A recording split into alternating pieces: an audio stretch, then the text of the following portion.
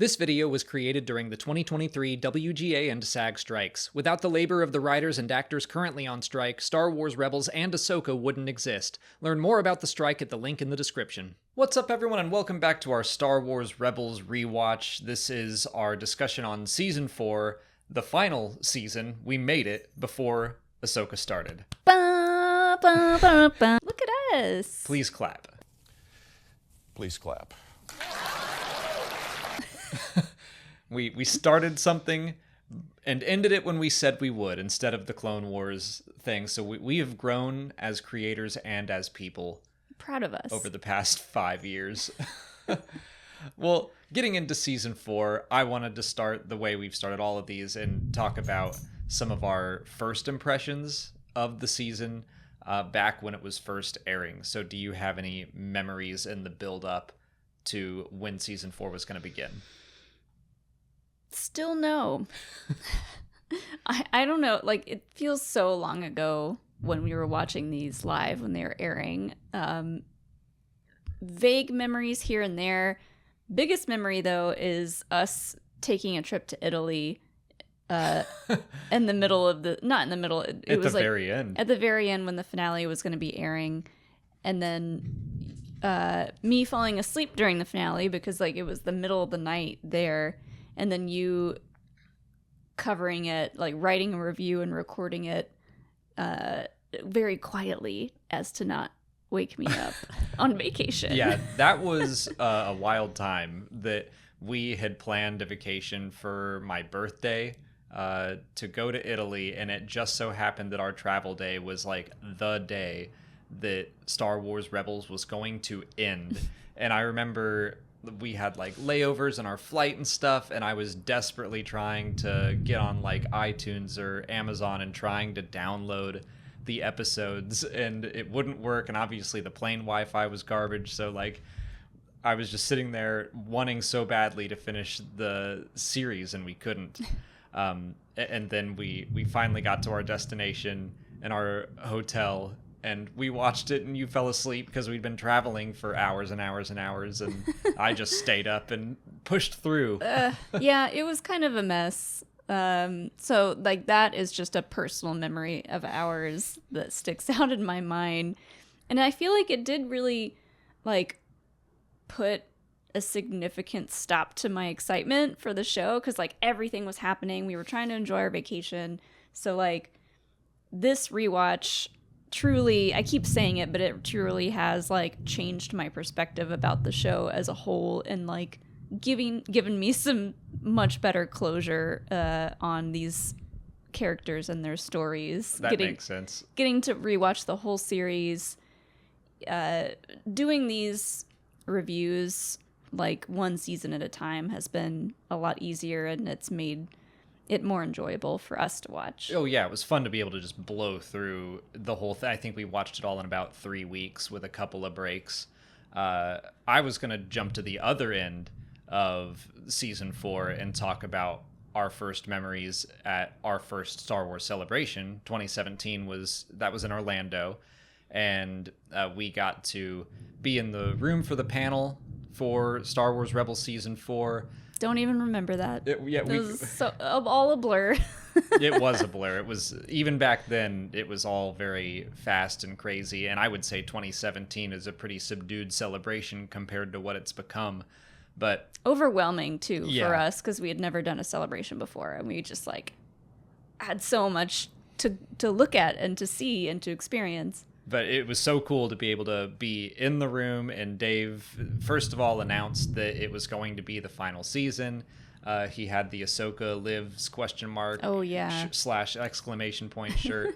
And then we got to watch the first episode, which was months early at that point. So that was a really, really fun experience. So that's my memory of the build up to Season 4. Yours is like a really awesome, fun memory, and mine is like, you remember when we tried to watch the finale during our vacation in Italy and it was a disaster?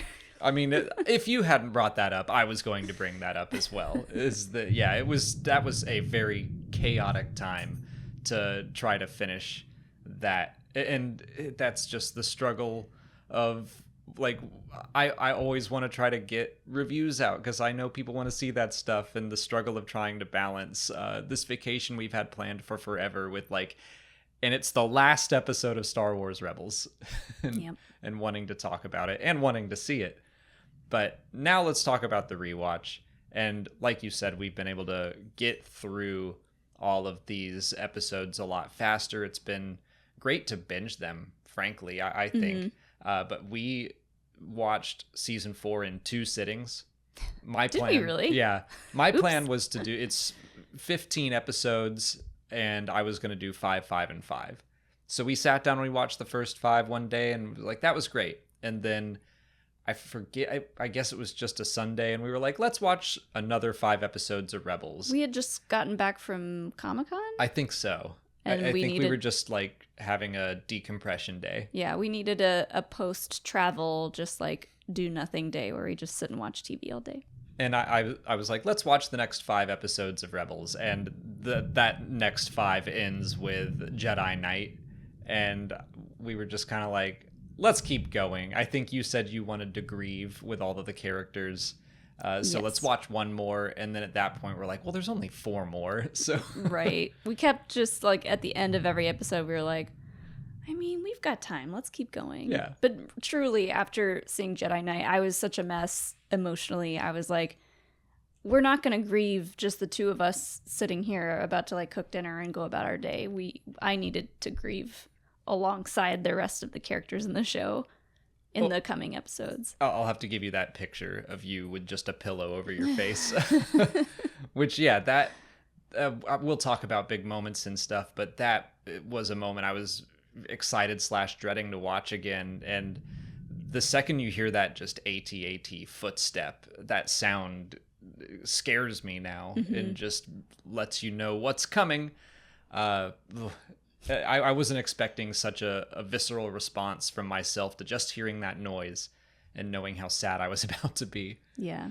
But what are your thoughts on this season? It's a shorter one, more on the same length as season 1, 15 episodes as opposed to 22. So how did you feel about the season as a whole? I liked it. I didn't love how it started, to be honest. Like, I feel like out of everything that we got to experience in season 3, the way season 4 starts, like, head on into all the Mandalorian stuff, I was kind of like, okay, fine. I love Sabine, but these episodes just kind of felt, I don't know, it felt off to me to start the season like that. So Mando and Sabine heavy.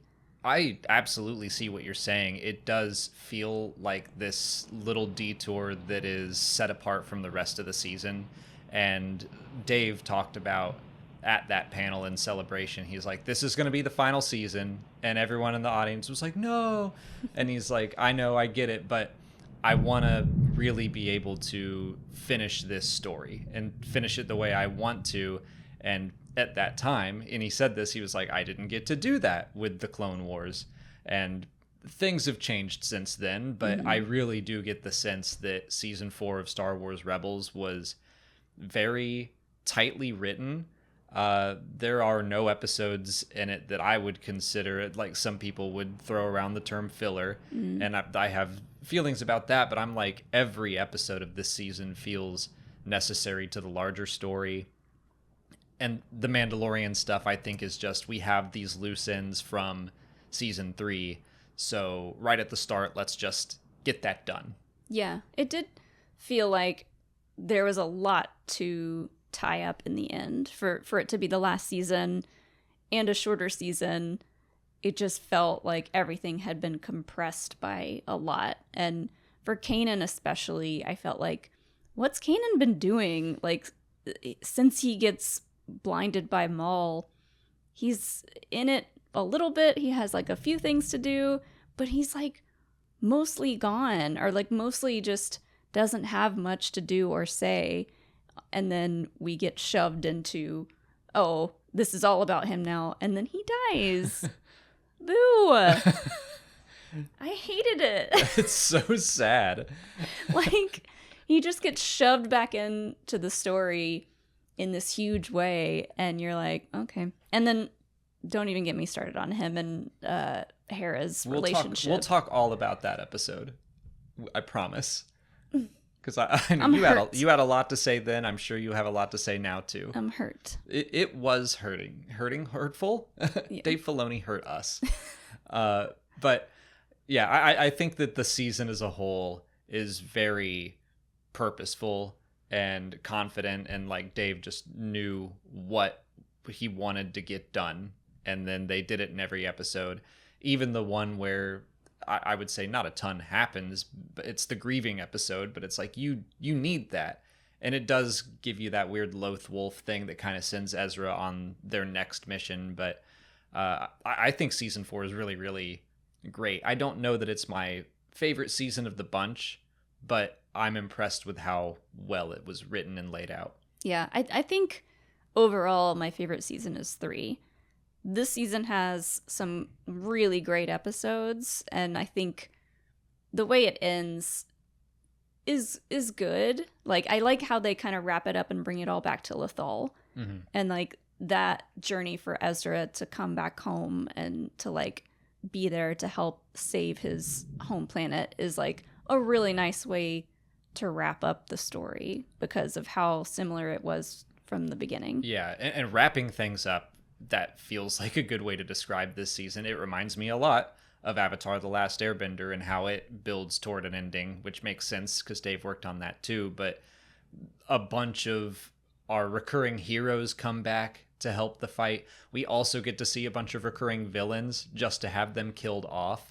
So it's like we get to catch up with everyone a little bit and go back to where it all started. Go back to the Jedi Temple and do some really wild stuff there. The way that they revisited things, I thought was just great. Yeah, Dave Filoni gets to explore some really wacky Force stuff in this season, which I bet was very fun for him. Yeah. Well, let's go through the season a bit. I do want to talk about Heroes of Mandalore. That's the 2-parter at the start that you don't love, and that's okay. But I wanted to talk about how it's wild how many implications those episodes wound up having now that we've seen The Mandalorian and the Book of Boba Fett. And stuff with the Darksaber and Bo-Katan, stuff about the purge of Mandalore. Yeah.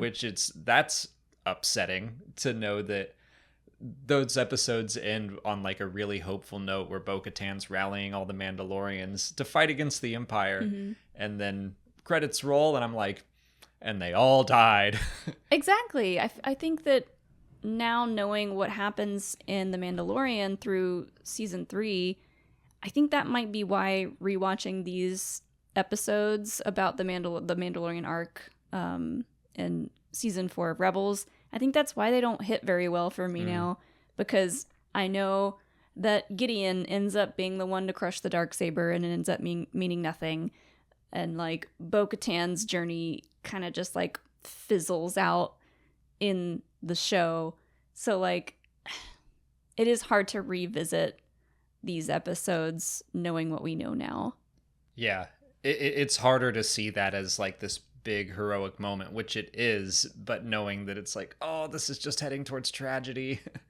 And just all I could think of was that shot from the Book of Boba Fett with the explosions and the KX droids and just like Mandalorian helmets littered everywhere. I was like, oh, that's rough. Yeah. I still like those episodes. I still think they're really fun and exciting, and they give some good closure for Sabine. It's a good reintroduction for Bo-Katan. Like, I remember being so excited when she popped up in that first episode when we were there at Celebration. Being so psyched Bo-Katan was back. But yeah. We get to see the weapon, too, which is, like, a huge... Yeah, the Duchess. ...part of it, and, like, the main connection to Sabine. And just, like, thinking about how dark that is, the way that they're using the weapon, and how they can, like, turn it in different ways and make it target different things. It was really like scary and dark to watch that and really think about the repercussions of something like that. And then in the end, getting to see Sabine, you know, make that decision to destroy it was important for her story. Not only that, but also it shows some growth for Bo-Katan, because I think Bo-Katan of the Clone Wars probably would have been like, yeah, turn it up to 11, let's fry these Imperials, but Yeah. she's the one that's like, we can't be like them. It's like just showing that, you know, she learned some things from Ahsoka or other people or whoever during her brief time as leader. It's like, and we still don't have that full story. So there's like still more to learn about Mandalore. I will say that there's one thing that I didn't really like about those two episodes is the false cliffhanger of Sabine losing her mother and brother. And then the very next episode, they're just like, just kidding, we were behind that rock. That was like super dark too. Yeah. Where even in my rewatch, I was like trying to remember what happened, and for a minute I was like, are they gone? Is that how they die? That's really bad. And then they're like, just kidding, we're fine, everybody else died. Yeah. And I remember, I think we thought they were dead for months, or we were debating like, did they really do that? Because we saw the episode early, and then when they aired the 2-part premiere, it was like, nope. JK. It was like, okay, it's just a very Star Wars thing. It's a kid's show. It's an animated show. I get it. But maybe sitting with that cliffhanger for so long made me just kind of grumpy about it when we finally got the answer. Sure. The next episodes I wanted to talk about was the next 2-parter. A lot of 2-parters in this season, which I kind of like. This was In the Name of the Rebellion, the one with Saw Gerrera, where Ezra is again struggling with, you know, the right way to fight, that lesson Yoda tried to tell him. And they even bring that up in this episode of it's not about winning, it's about how you choose to win. But I really, really love the line Saw has when he's talking to Mon Mothma. And I wrote it down. I hope, Senator, after you've lost and the Empire reigns over the galaxy unopposed, you will find some comfort in the knowledge that you fought according to the rules. And I just really like that line, where I think that Saw breaks too many rules. He goes way too far in that direction, but the struggle, the morality of what rules do we break as rebels, and what lines are you not willing to cross? Yeah, it's not for Saw, like, it shouldn't be about whether you're following the rules or not. It's just like he fights in a way that isn't smart or helpful for anyone. And it's like, it's getting stuff done. And, you know, like Ezra in some episodes sees how Saw goes about this fight, and he's like, that's what we should be doing. Yeah, I mean, he says that line. He's like, well, if he gets results. Yeah, but at what cost? Exactly. I think that's what Mon Mothma says in response. Yeah, and he's just not being smart about the fight, and that he's just like blinded by getting results at any means necessary. And Ezra finally learned, not finally, he's only had one other interaction with Saw, but over the course of that adventure with him, he sees that Saw is willing to betray him and Sabine. He's willing to sacrifice innocent civilians who would join the cause, who want to join the cause, and would help them learn about the Death Star, which they're still in the dark about, obviously, but there are all these people who are worth saving, and Saw has no interest in it because he just wants to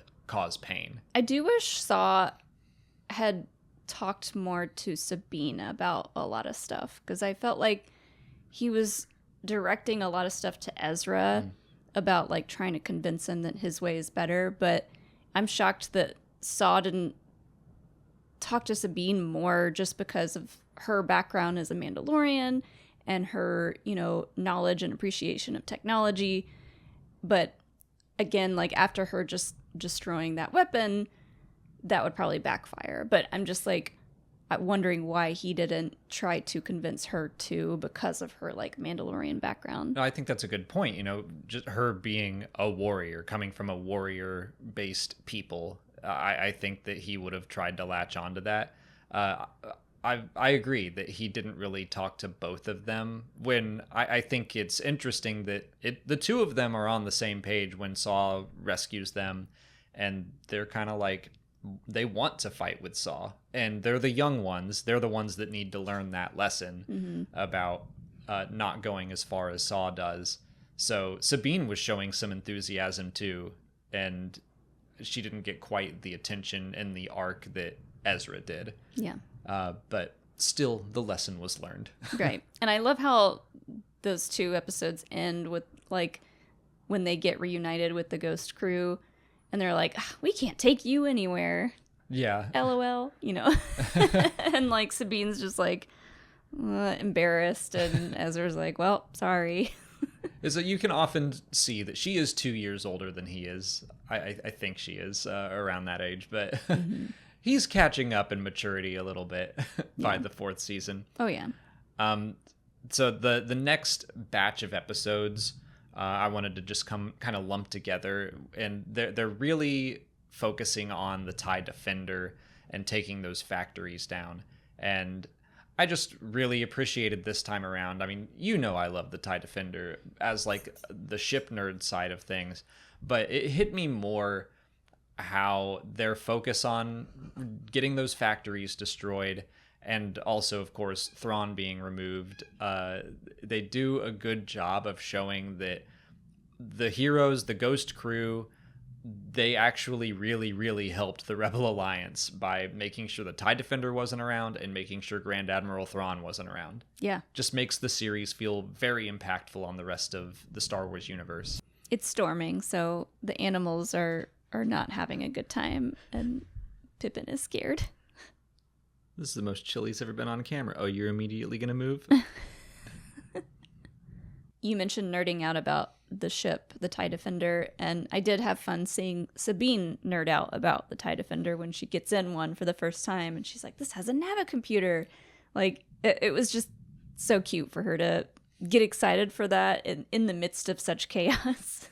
Yeah, that whole mission to steal the TIE Defender while Thrawn is there, and then they bring back the season 3 thing with the TIE fighter wings popping off, which is all inspired by the old toys where the wings could do that off the TIE fighter. So just seeing all that come back was really fun. Yeah. That episode also introduces the Lothal Wolves into the mix. Oh, yeah. Those start to just come out of nowhere. I do like... I was reading some stuff about the Lothal Wolves and just old episode reviews and synopsis and stuff, and I like the way that when they go back to Lothal and the TIE Defender factory is there and the Empire is just kind of like taken over Lothal, it's interesting that that's when the Lothal Wolves come out. Mm-hmm. It's kind of like Lothal is hurting, and to balance that, the Lothal Wolves come and like try to help. Oh, yeah. And try to get Ezra's attention, and is like, hello. Yeah, I mean, when we go back to Lothal and we see it, we hadn't seen it nearly as much in season 3, but we see that like the sky is on fire and it's covered in pollution and everything is out of balance. And I mean, I absolutely think you're right that that's when the Lothal Wolves, when nature comes back and it's like, we're going to set things right. And I mean, I think nature has done that over the course of Earth's history, of just like things are gonna cause things to go out of balance and nature will fight back. It's not just gonna let it happen. And I think the Lothal Wolves are a manifestation of that. It's not just the Lothal Wolves, the Loth Cats come in and cause chaos too. Those 2 stormtroopers that make it their mission to like find those Loth Cats that were messing with them is hilarious. Yeah, like Ezra, I think, is going to use the Force to connect with them and cause a distraction, and then they just do it themselves. Like, yeah, all of nature is fighting back against the Empire, and the Lothal Wolves are such a cool thing where it's like people haven't seen them in 100 years. We thought they were extinct. They help the rebels out of several jams, and of course, at the end, like Ezra summons them. They just appear. We got to talk about the Lothal Wolves more because they do just appear in that cave and tear the stormtroopers apart. And I love that scene. It's interesting that for Kanan, when he needs guidance, the Force kind of offers up the Bendu to him, and when Ezra needs help and guidance, he gets these creatures, which because like he has this connection with creatures, so that makes sense. And it's this connection with his planet, and it's not just the Loth Wolf, but it's also the white Loth cat that we've seen throughout the series. Yeah. That comes back, and it's even like perched on the white Loth Wolf. Mm-hmm. And they're obviously connected with the Force because they can teleport through the world between worlds or by accessing hyperspace or something. Yeah, they're just very mystical, and we'll never understand how or why they can do what they do. Do you think Dave Filoni just thinks all wolves can do that? He loves wolves so much that he's like, I'm just gonna make the coolest creatures ever, and they can teleport, and they can. That scene where they're riding on the wolves' backs, and then they just get lower and lower into the grass until they just disappear. I'm like, so cool. Well, you could easily argue that like, oh, this is lazy. They just needed a way to get from point A to point B, blah, blah, blah. But like, people forget that Star Wars and the Force gets really weird and like mystical a lot. And, you know, we need to be able to go there and witness that happen every so often. So I love that he included the way that they can almost teleport. It's just really cool. And I love seeing things that our characters don't know about, where they're like, what the hell was that? And they're like, I don't know.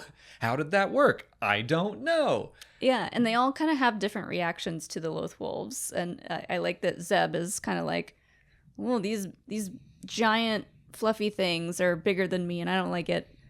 One of my favorite moments from rewatching this was you going, wait, how does Chopper go with them? And immediately the wolf just grabs him in his jaws and runs away. Yeah, I was like, wait, they bring Chopper too, right? And yeah, he's just like, Chomp, you're coming with me. Yeah, the Loth Wolves are wild. And there's something about them maybe accessing hyperspace, which even hyperspace is something that, despite being in Star Wars from the beginning, we still don't fully know about. It might be connected with the Force the same way the Purrgil are. Like, that's already this unexplained thing that the wolves can also maybe tap into.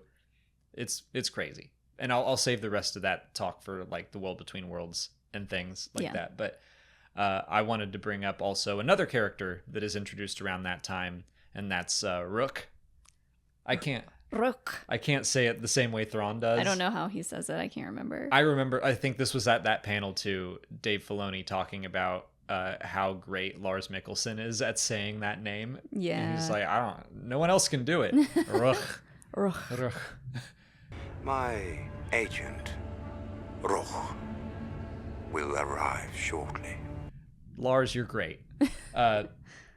So let's talk about him. I was excited when they announced that for season 4, just alongside the excitement for Thrawn. They're like, hey, why don't we also bring in his bodyguard from the old Legends books? He was so OP. He really was.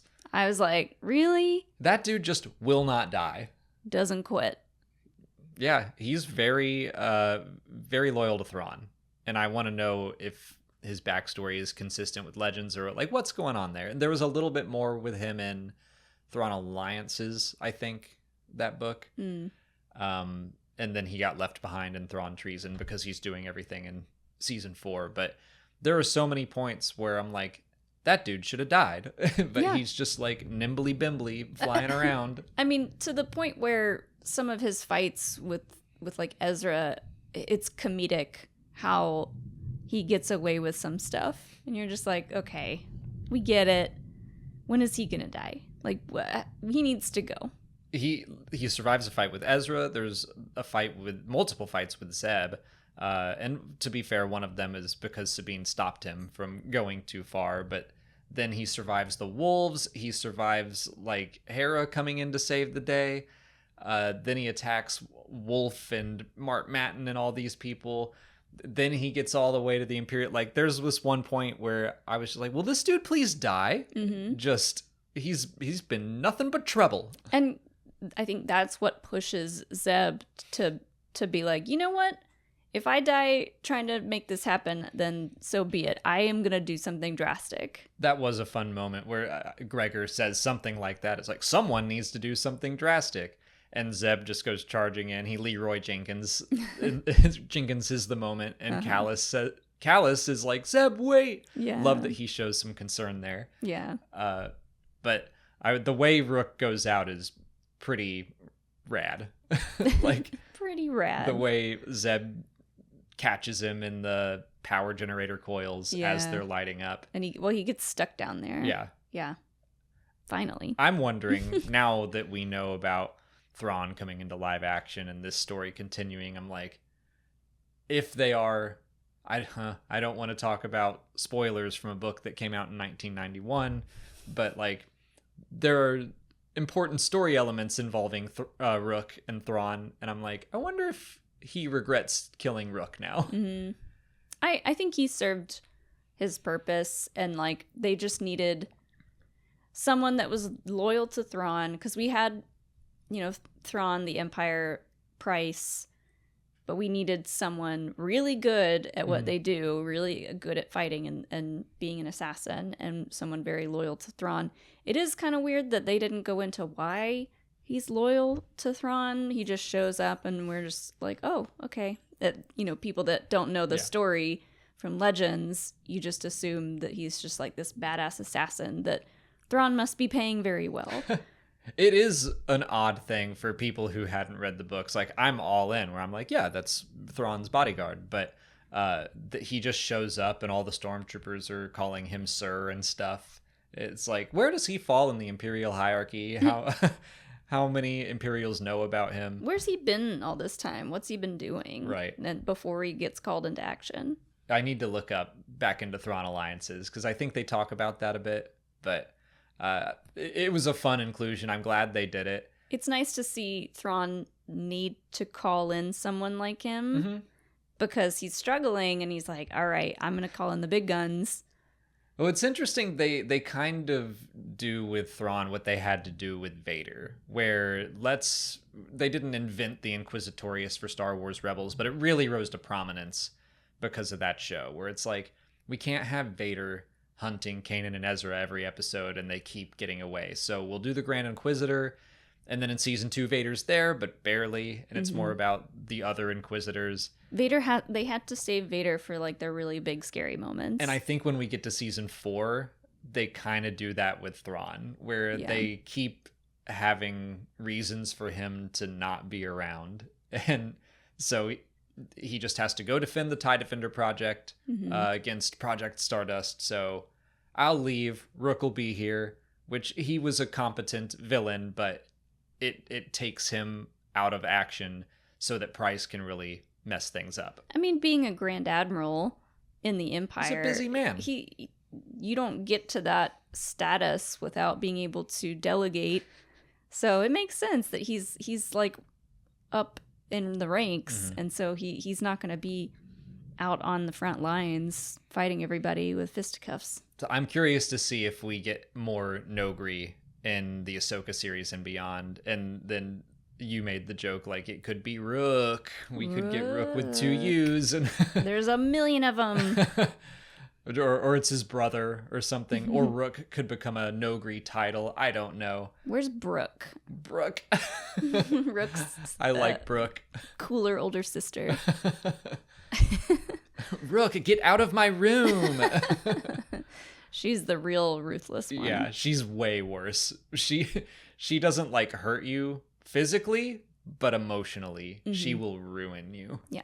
So yeah, we mentioned Price bungling things while Thrawn is gone, and that would be the capture of Hera, and then letting her escape, letting her be rescued by Kanan, and a great episode. But you want to talk about this because you had thoughts already, and I made you wait.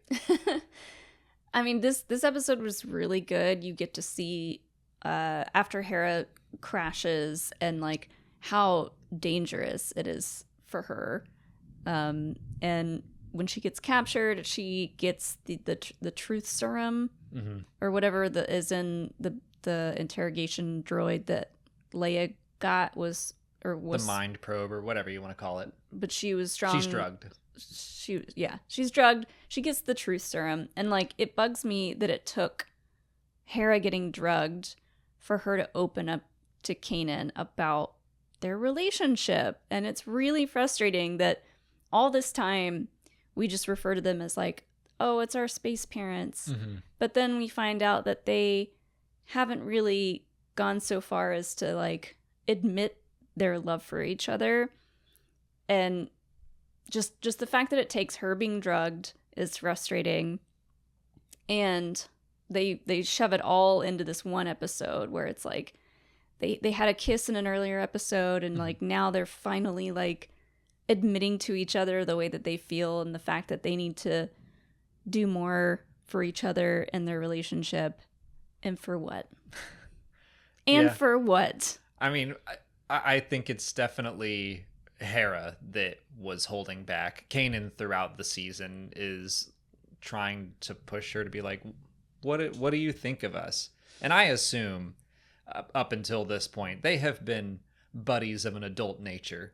Like, they have had a relationship this whole time. I totally forgot how much they call each other like dear and love in season 1, and then we don't really hear that throughout seasons 2 or 3. But yeah, Hera's just been so focused on like the mission and the rebellion and the fight. It's so sad because we see Kanan multiple times throughout the show express, I've been through one war. I don't want to do another one. He's like ready to settle down and maybe even start a family, and she is moving up further and further in the ranks of the rebellion, and the stakes for her keep getting higher and higher, and like she's just getting pulled into it more and more. It's like it's so frustrating and heartbreaking to see play out. Yeah, that Kanan's mindset at the beginning of season 2, where he's like, I don't want to be part of the rebellion. I think that's one end of the spectrum, and then Hera is on the other side of saying like the fight is all that's important. And like all things in Star Wars, you need to find that balance, and I feel like they found that balance finally for like 10 minutes where they're just because Hera gets drugged. Yeah, where they're just on fire, they're on the same page, they're so cute together. Yeah. It's fun seeing just the two of them on this little adventure on the glider and everything. Oh, the gliders were so perfect because there's so many times in Star Wars where low tech beats high tech, and they're like, you know what? You see those bats? We could just like be like those bats and just kind of fly in under the radar, literally. And then we hear 2 stormtroopers talking about how much they hate those bats, and I'm like, are those the same dudes that were after the Loth cats? I really hope so. Yeah, the gliders are great. Yeah. But it is really heartbreaking that they had just those few minutes to be like perfectly fun. Yeah. And it just like makes your heart grow like the Grinch's heart grow. Like my heart just exploded in that episode out of love, and then it is broken in the next episode. It's completely deflated. It's completely Someone popped your heart and deflated. it went It just makes Kanan's death that much more awful and heartbreaking to see. It's so wild that I remember they released the episode titles before they had come out, and I feel like as a Star Wars Rebels fandom, people were saying like, Kanan's gonna die in this, isn't he? Especially with all the Loth Wolves. Like it felt like a secret they were not trying to keep. Yeah, it was pretty obvious. He has this vision through the wolves. He cuts his hair. I like his haircut. He's got a nice. Well, Hera hates it. Hot little haircut. I know Hera hates it, but that was the truth serum talking. Yeah. She'll grow into it. She would have. But yeah, the I don't know, sense of dread throughout that episode was very effective. Like, I kind of wonder if they wanted people to know what was going to happen, and then still they're doing well in their escape, and you feel like maybe they'll make it. Maybe we were wrong about this, and it's still, you had that hope. But then that AT-AT foot noise.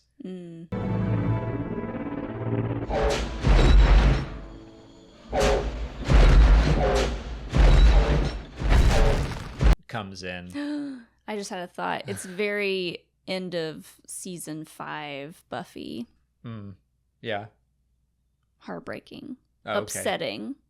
I Yeah. won't get into spoilers because Okay. it's a pretty big moment for the show, but you're just like, we could avoid this. Yeah. Writers. Why did you do this? I'm gonna shake you all. But the moment of Kanan's death is one of my favorite Star Wars moments, I think. Just it's so effective. It makes me get weepy, or like I get chills thinking about it. I'm working on a lot of stuff in the lead up to Ahsoka, and I've had to write about Kanan's death several times, just summarizing character backstories, and I'm like, it makes me sad every time, but also like defiant and hell yeah for him as he's holding back all the fire.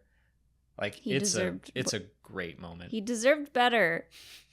All he wanted to do was relax and settle down and have a life. All he wanted to do was relax. he went from one word to another, not wanting to. But he always wanted to protect his family and be with Hera, and now he can't. And protect Hera, and he did. I understand that, like, it was poignant and meaningful, and he knew what he had to do. Blah blah blah. I just don't accept that. It's very hard for me. It's very upsetting. I can move on. But that's the point. They wanted you to feel sad. Yeah. It hurts. But then we have to all revisit that. You know, you should check out the High Republic, because situations like what happened to Kanan happen a lot in the High Republic, several times. So I feel like after High Republic, reading some of those stories, I'm kind of used to it now. I don't think you're used to it. And put that picture of you with the pillow up again. I'm used to it. I'm fine. Writers, fine. do your worst. Hurt me more. No. You can't do it. I dare you, Kevin Scott. Oh, I can't handle it. Well, we have to revisit Kanan's death a bit, because we get into the world between worlds. I know. Oh, okay. Well, Ezra has to Yeah, revisit it. We get through the grieving. We go to the Jedi Temple where the Empire is excavating. We see all the Mortis stuff, and that, like, again, even though one of my favorite episodes of the series is the World Between Worlds, they do such a good job of building up to it. You spend a whole episode being like, what is going on? Mm-hmm. And then you get there and you're like, what is going on? Right. And I loved it so much. Yeah. Seeing the Empire have that big lab station built around the Lothal Temple, just, it makes you so mad. Mm-hmm. You're like, you shouldn't be here. You're just messing everything up. Like, it's so upsetting. And like, It's like that Fern Gully. It gave me a Fern Gully moment. Yeah. And that rallies Hera into being like, yeah, let's do this for Kanan. Mm-hmm. And that I had totally forgotten about that moment where she kind of senses him. I don't think it's a Force ghost. I think she was sensing his presence. Yeah. The way like that he was lingering. The way that they each grieve, her grief for Kanan it's a little, like, not stagnant, but she just kind of goes catatonic for a bit, which is understandable. When she's alone, she lets it out, and she's really upset at herself. Like, why did I wait so long to tell him I loved him? Which I should point out, I meant to say this earlier, she does tell Kanan she loves him without the drugs. She does. They made sure to have her say, this is all me. So that's good, at least. Yeah. But now we're jumping backwards a little bit. But seeing Chopper hold her hand, No. and seeing Zeb hug Ezra, Chopper holding her hand killed me. Yeah, it's so rough. And I was surprised at how impacted I was from Zeb and Ezra, because you know, they're the ones that are constantly bickering and fighting. Yeah, and like Sabine, you know, Hera was, I don't know if she was like a mother or more like a sister to Sabine, but they had bonded on a very special level too. Just tragic all around. Yeah. So that's all right. Let's get back to the World Between Worlds. Okay. What did you think of that? Loved it. Me too. I love that. And again, going back to Ezra being from Lothal, becoming this Jedi, being connected to the Force in like a very specific way on Lothal with the creatures and everything. I like that he was able to get into the portal and get there. I feel like that connection that he has to Lothal, to the Lothal Wolves and all that, like that's why he was able to do that. And it's cool that he did it with Sabine's help. Yeah, She's like understanding the art side of things and he's understanding the Force side of things. Yeah. Sabine kind of like notices some things about the painting. I'm shocked she didn't notice the convor earlier because she has it painted on her shoulder thing. But she notices that. She notices the mostly about their hands and the way they're all positioned. Yeah, because they have that tablet piece that the Lothal Wolves just kind of like gave them. They were like, here's a hint. Which then we see in Andor also, which is cool. Yeah. Same tablet. But once Ezra gets in, like that, I think I'll always remember that first moment of just seeing the portal, hearing voices from all throughout Star Wars, all eras of Star Wars. That was so satisfying. And Ezra looking around being like, what is this place? While we, the audience, are doing the exact same thing. Like, I love that location. And getting to see the changes in animation too, where he it's like he's walking into a 2D painting almost, and then it kind of like changes perspective. It's so smart in how they did that. So this is where we see what happens to Ahsoka. He finds the portal to Malachor and is able to save her, which I guess we should talk about the world between worlds and how it works, because I think moment, I'll try to keep it brief. I think that moment has made people think that you can go change events that have already happened. But Ezra does not change anything from the way I understand it. Ahsoka was never killed by Darth Vader. She was always rescued by Ezra. So we just didn't see it. We just didn't see it. Like, those temple doors close in Twilight of the Apprentice, and Ezra and Kanan leave, but also Ezra's arm is on the other side of those temple doors now. Yeah. So Ezra's like in two places at once, or at least his arm is. I would have appreciated just a little hint of like being able to go back to that episode and just see Vader coming out of there scratching his head. Like, what just happened? Uh-huh. I don't know. I think we've talked about this before, but when Obi-Wan disappears in episode 4, he's got to be like, not again. Yeah. What keeps happening? He takes his foot and he's like stomping around on Obi-Wan's robes like, you're kidding me. Yeah. Again. This is BS. I am so upset. But yeah, Ezra saves Ahsoka. I remember screaming at that part, just to have her in this realm also. Mm-hmm. Which makes sense. Like, at first you're surprised by it. You're like, oh, we're going back to this. And then you're like, wait, Ahsoka has this connection with the daughter. Mm-hmm. This makes sense. Yeah. And her talking about Morai, like the convor is in there. And she kind of talks about Morai and her relationship with the daughter. But then Ezra starts to fall into that trap. He thinks what some Star Wars fans think, that you can go back and change what's happened, which I just don't think is true. But he gets tempted by it when he goes to find Kanan at his death. Mm-hmm. And I really love the way that I think they communicate that that's all a trap, because it's very covered up with Sith iconography. Mm-hmm. It's a little bit altered, but it's Palpatine trying to lure Ezra to break that veil, and then he would get him. Yeah. So then he could get into the world between worlds. Yeah, and it's nice that Ahsoka is there, because otherwise, he might have done it. Tried to do it, and Ahsoka's there to pull him back and say, like, no, you can't change what Kanan's already sacrificed himself to do. He sacrificed himself. He died so that you guys could live. If he went back through there and changed that, like, it would just cause chaos. Yeah. I mean, like, if you save Kanan in that moment, you will die, and Right. so will Hera and Sabine and everything that Kanan fought for. Right. And it's very similar to what Yoda tries to teach Luke about if you honor what they're fighting for, you will let them go. So Ahsoka's there to also kind of talk to herself, which it's so trippy that she was just with Vader, who she kind of just for sure learned was Anakin, and she's like, neither of us can save our masters. Like, Yeah. because she just tried. She was like, I won't leave you this time, and he's like, well, then I'll kill you. Jerk. So it's so cool that they're going through the same emotional journey at that point in time. Yeah. Despite like having been apart for 2 years, except to Ahsoka. Ahsoka's got to be dealing with a lot in that moment. Like, I can't imagine. when'd you cut your hair and grow like a foot? Yeah.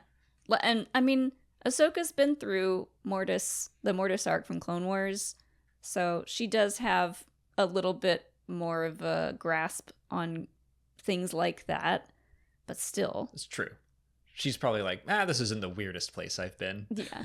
And I do love Palpatine's like blue flame powers that start to come through the portal, and it just kind of like chases them. Which is another, to me, sign that there was never any hope of Ezra saving Kanan.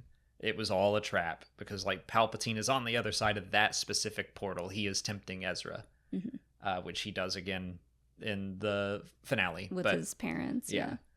But that's, they get over their losses and they go back to their times. And as they're leaving, Ezra says, when you get back, find me. And Ahsoka says, I promise. And then I'm like, oh God. Come and find me! I will. I promise. She has no idea what that promise means Cut right to now. Yeah. the Ahsoka show coming soon. Yeah. She shows up on Lothal and she's like, I told Ezra I'd find him. And Sabine's like, okay, well, we gotta pack some bags. I mean, Sabine makes a similar promise to That Ezra. one's more vague. Doesn't like, she? Ezra keeps saying, I guess we can just jump to the finale now. Yeah. In the lead up to the finale, as they're going to liberate Lothal, Ezra just says some cryptic stuff like, I know I can always count on you. And then he repeats it again at the end with his hologram, and Sabine's like, yeah, count on me, but count on me for what? And then during the epilogue, she says she thought it meant to protect Lothal, but now she knows it means to go find him. Which I'm like, it's been 10 years. And you just figured it out, and Ezra's going to be like, where were you? But yeah. I'm sure he'll not be mad about it. I mean, I can't wait to see how Ahsoka and Sabine are dealing with just life in general, because it's been 9-10 years and they're still racking their brains like, what did Ezra mean? Like, Ahsoka's like, I promised I would come find him. Sabine's like, what did he want to count on me to do? That's so hard to just lead them with that and no other options or hints or anything. Like, I do want to talk about some like future stuff with Ahsoka, but before that, is there anything specific about the finale that you wanted to bring up? I just like that everyone has their own very brave moments, and like Thrawn, Price is like hilariously bad and is willing to just blow up. Yeah, go down for the fight. She sucks. And Thrawn is hilariously evil, where he's like, I'll kill everybody on this planet. And then when they all figure out that they're just like trapped there with the rest of the Empire who are now safe, it's just like Thrawn's just kind of like laughing, like he thinks that he's winning no matter what, and he has no idea what's coming. Space whales, what? Yeah. I've seen people try to defend Thrawn's actions before by saying like, oh, he was just targeting like non-inhabited areas when he was bombarding the planet. It's like, no, you can see people running from explosions. Like, he was just lighting up the planet. He doesn't care. care. The dude is not, the dude is not that complicated. He has motivations that are understandable, but he has gone too far. Like we talked about that in season 3 enough. I think that Thrawn's a villain, and I think he will continue to be a villain. Even if he has cool motivations, still a bad guy. But the Purrgil thing, that was an exciting moment that I just never would have seen coming from the first watch through. That we talked about that enough in season 2, I think, but the whole idea of that we all thought it was filler back then, but it was an instrumental episode that, like, if you skipped that one, you'd be like, what is going on with all these whales? What are these whales doing? Where'd they come from? What can they do to help?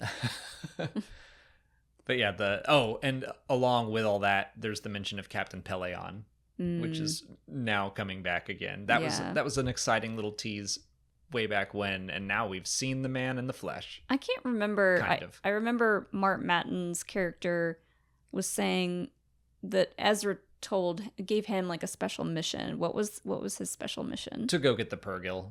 Like he flies out and set some frequency out to basically attract the Purrgil and lead them to Lothal. Okay. I couldn't remember if they were the ones to do that. Yes. At Ezra's instructions, basically saying like things aren't going to go great. I guess Ezra had a vision of the future and he was like, this is what needs to be done. I really like that Hera tries to stop him, and then Sabine helps, and Chopper. Sabine and Chopper help him leave.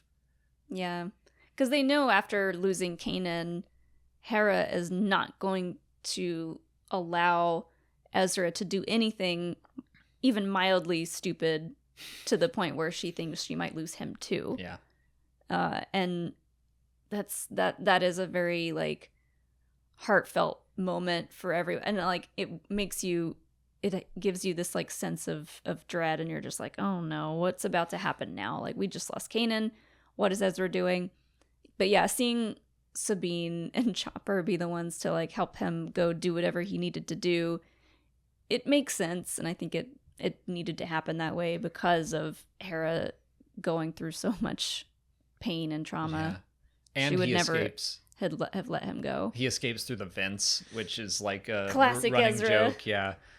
So then he gets up to the Star Destroyer and he gets one more test where he's tempted with a vision of his parents, which again, I think is all BS. I think it was something Palpatine was doing and showing him to trick him into accessing the world between worlds. Oh, the Palpatine hologram, like glitching between Palpatine and Sidious, that was so cool and like gave me chills. Yeah, it's really neat. And I know Filoni loves Tolkien, and I think about this a lot, but a servant of the enemy appearing fair but feeling foul. And that's very much what he's doing, of like, look at me, I'm the nice guy, Palpatine. Yeah. But then Ezra's like, no. When he gets mad, it goes back to the hooded, obviously evil man.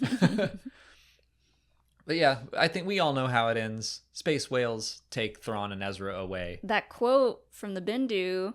Yeah.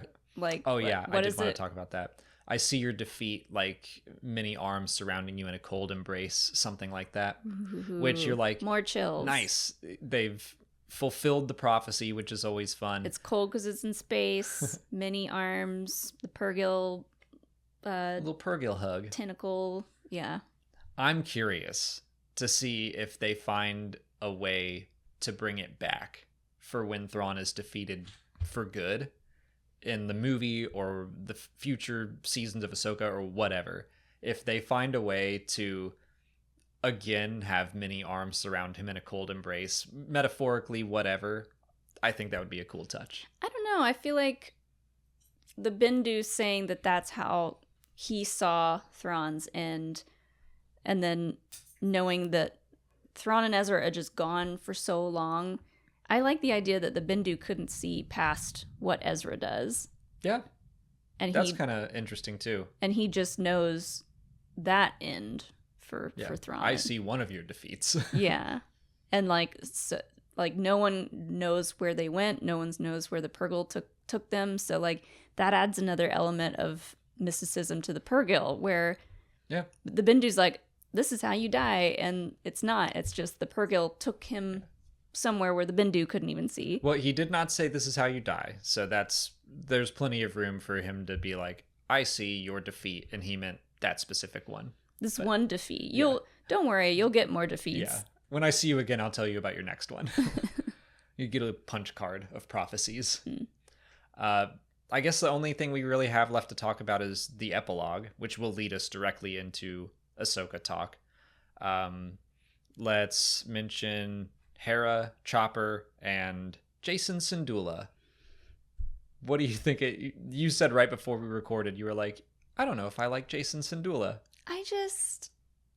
It's okay. There are elements that I do like, which are Hera getting the chance to be an actual mother instead of just Space Mom, and like having Kanan's legacy live on through Jason.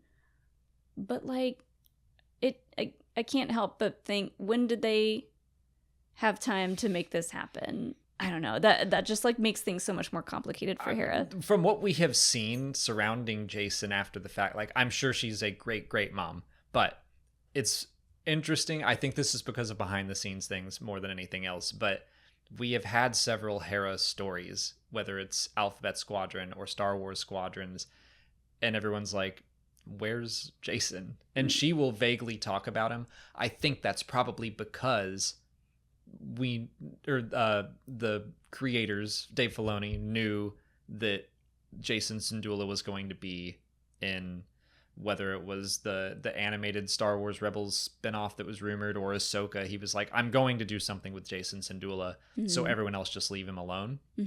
But it did become like this running joke of, where's Jason, Hera? What, did you just drop him off at daycare? What's going on? Yeah.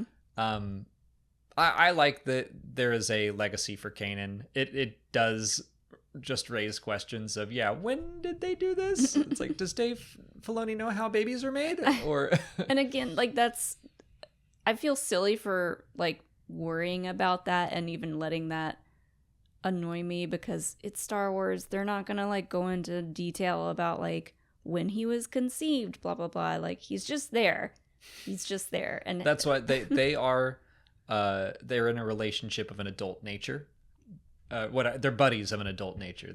Yeah. So, and like, everything works different in Star Wars. Everything that they need to work different does work different. So we may never get those questions answered, and that's fine. I think it works how we think it works, but we just didn't see it and don't have to. We don't know anything about Jason, so I'm trying not to let his existence bother me too much, especially since he might be in Ahsoka.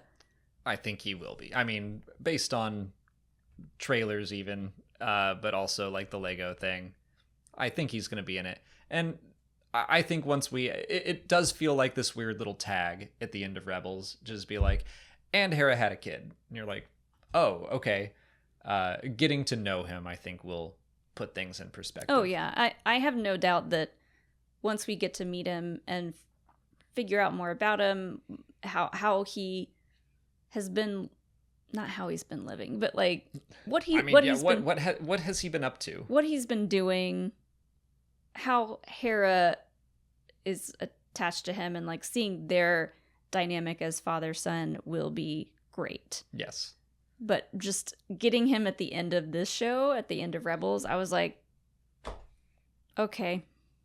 It just feels like one of those, and I think a lot of these epilogues are Dave Filoni not knowing if this story is ever... I keep saying Dave Filoni. There were other writers involved in this series, and I want to...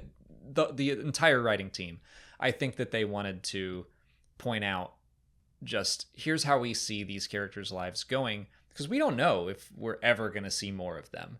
So I think they wanted to just give us a tease of a lot of things, and now we're going to actually get to see how stuff like that went down, which is why I think there are already some differences between what we were shown in that epilogue and what we're seeing from Ahsoka trailers. Mm-hmm. I wonder if when they do inevitably rescue Ezra, I wonder if Jason's going to be like, oh, great. mom's first son is back Oh, now, yeah. so she doesn't care about me anymore. I mean, that'd be an interesting dynamic. Yeah.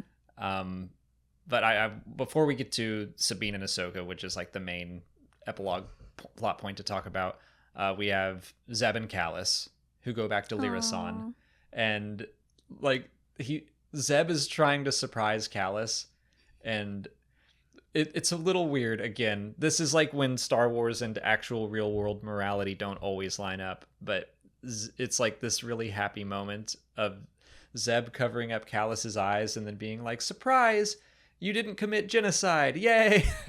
And like, okay, I'll It is kind of weird. yeah.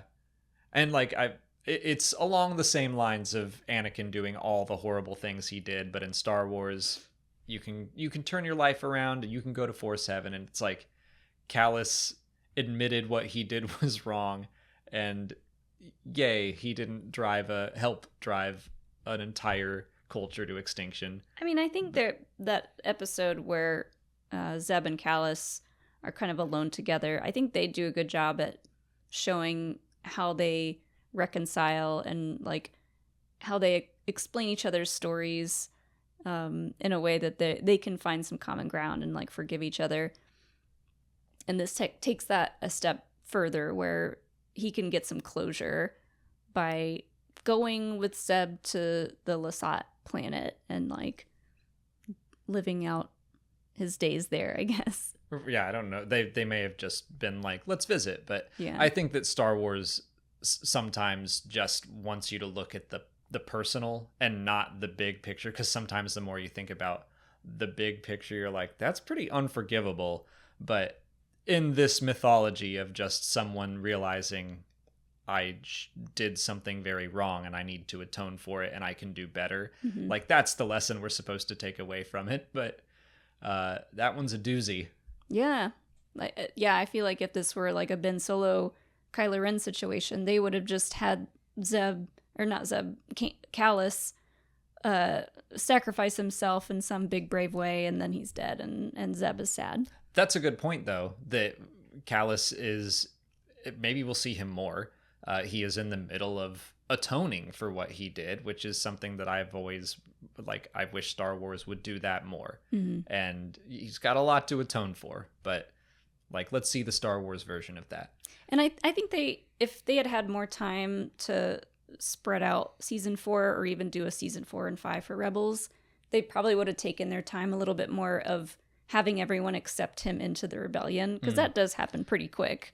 That's a great point, to go back to like Avatar: The Last Airbender, where Zuko gets an episode with every single person, to the point where even Toph says like, oh, is this my adventure with you? Yeah. Where we become best friends? Yeah. Like, yeah, they could have done that. It is nice to be able to see that, though, and I think they just didn't have time to show us that to that extent for Rebels season 4. So it would be nice to see more of Kallus. That there's just a lot of the epilogue things that are very like big moments that they want to be like, here's what happened, and you're like, oh wow, that's a lot to take in the last final moments. But they're big moments in the way that I think the writers wanted to be like, here's a little taste just in case we get to revisit this. Yes. Which we are. Yep. And so yeah, let's talk about the stuff from the trailers for Ahsoka that has been like 1-to-1 almost recreations of shots from Rebels. And it's like Sabine with the mural and the short hair getting ready to go on this journey with Ahsoka. I recently noticed that, okay, her cloak is white instead of gray, and I think there's a reason for that, and we'll find out in Ahsoka. But underneath the white cloak, she is wearing what looks very close to what we see her wearing in The Mandalorian and the Book of Boba Fett. The like dark blue. Yeah, the like Kinda grayish with like gray. a ring belt, and Yeah. I'm like, oh, that is the costume. It's Yeah. just that they changed the cloak.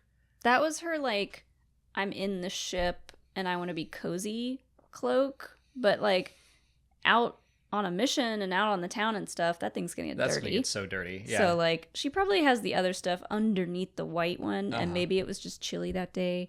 She was like, I want it's to be not cozy. a cloak. It's her favorite blanket. It's her favorite blanket, and That big old staff is actually just a hand warmer. That's the TV remote. She just came off the couch and was like, look, we gotta go do this thing. I've been binging shows, but it's time to finally save Ezra. We all look like that at one point or another, answering the doorbell, just like wrapped up in a blanket with the remote. What do you want? Yeah. I'm here to do something. But I do think the Ahsoka series, whether or not it's this season, but I think we're going to end that story with the white cloak. And I think that that's going to be kind of her journey and a symbol of it, from the gray cloak to the white, from her being like, I am no Jedi, to maybe I am a Jedi in my own way. Yeah, because we need that Gandalf storyline, because Gandalf dies and comes back as Gandalf the White, and his story continues. And like, it's so similar, and Filoni has said as much, that like Ahsoka has a very Gandalf-like story, and I assume we'll get a very Gandalf-like end for her at some point. Yeah, I love that sketch that he's done of Ahsoka the White and Gandalf just hanging out together. It's like, yeah, like we said, Filoni loves his Tolkien and takes a lot of inspiration from it. We only have one more thing to talk about, the way we close out all of our seasons. The final Chopper kill count. What do you think the body count was this season? Well, I way overestimated for last season. He's impossible to predict, to be fair. Well, because of season 2 and like him taking out whole ships. So I'm going to go a lot lower this time, and I'm going to say the Chopper takes out 10 lives. You're close, and you might be right. I counted 6 confirmed kills, but there is a moment in A World Between Worlds where he is just maniacally driving like a drill. Oh, yeah. And you can't see what happens to all the stormtroopers. I wouldn't be surprised if he got a handful of them, but I'm going to count the 6 that I know happened. And, you know, if he did get 4 more, it's not going to change the number much because of season 2. So that brings his kill count up to 4,603. Wow. Although I think Sabine doesn't get involved in the conversation enough. Like, Chopper got a lot of kills with those ships crashing into one another, which was all his fault, and he did it on purpose. But Sabine shoots a lot of stormtroopers. Oh, yeah. Like, she has a way higher body count than Chopper this season. And how many times does Zeb knock 2 stormtroopers' heads together and like knock them out and possibly kill them? It's the same 2 stormtroopers over and over. They're like Giles and Buffy, just constantly being knocked out. Their health is not good. Oh, they probably have a memory like mine. Like, what was your favorite part of the season? I don't remember. I don't remember the first time I saw it. It was so long ago. It was a long time ago. 2017. But 6 years. After doing this for an hour and 15 minutes and talking about the episodes and revisiting them, I start to remember more. You did great. And I can always go back and watch these videos that will be on the internet for forever whenever I'm like, what happened in that season? And you can too. You can too. You did great. We did great. We finished a rewatch before we said we were going to, or at the same time as we said we were going to. Just in time to like really get excited for Ahsoka to come. After this comes out, you'll probably be seeing a lot of recap videos for like specific characters, catching you up on everything you need to know going into the start of Ahsoka.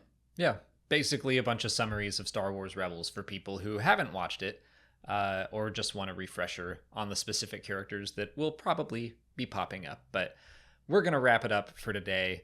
So thank you all so much for watching. If you haven't already, please like this video, subscribe to the channel. Follow us on Twitter, Instagram, Threads, Blue Sky, and Facebook.